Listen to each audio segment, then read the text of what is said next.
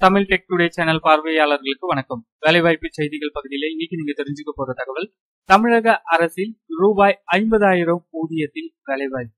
கல்வி தகுதி 8ஆம் வகுப்பு வரை முடித்திருந்தால் போதுமானது.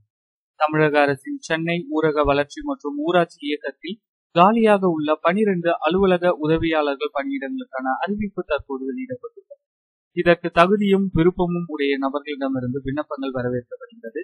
மொத்த காலி பணியிடங்கள் 12. பணி ஆபீஸ் அசிஸ்டன்ட்.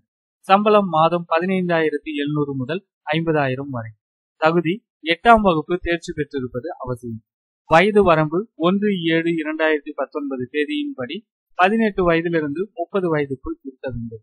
தேர்வு செய்யப்படும் முறை நேர்முக தேர்வு மூலமாக தகுதியான நபர்கள் தேர்ந்தெடுக்கப்படுவர். விண்ணப்பிக்கும் முறை www.tnrd.gov.in என்ற இணையதளத்தில் கொடுக்கப்பட்டுள்ள விண்ணப்பத்தை பதிவிறக்கம் செய்து அந்த விண்ணப்பத்தை பூர்த்தி செய்து தபால் மூலமாக பூர்த்தி செய்யப்பட்ட விண்ணப்பங்களை அனுப்ப வேண்டும். விண்ணப்பங்களை அனுப்ப வேண்டிய அஞ்சல் முகவரி இயக்குனர், ஊரக வளர்ச்சி மற்றும் ஊராட்சி இயக்கம், 4வது தளம், கனகல் மாளிகை, சைதாப்பேட்டை, சென்னை 17. இது பற்றிய முழு விவரங்கள் தெரிந்து கொள்ள டிஸ்கிரிப்ஷன்ல லிங்க் கொடுத்திருக்கேன்.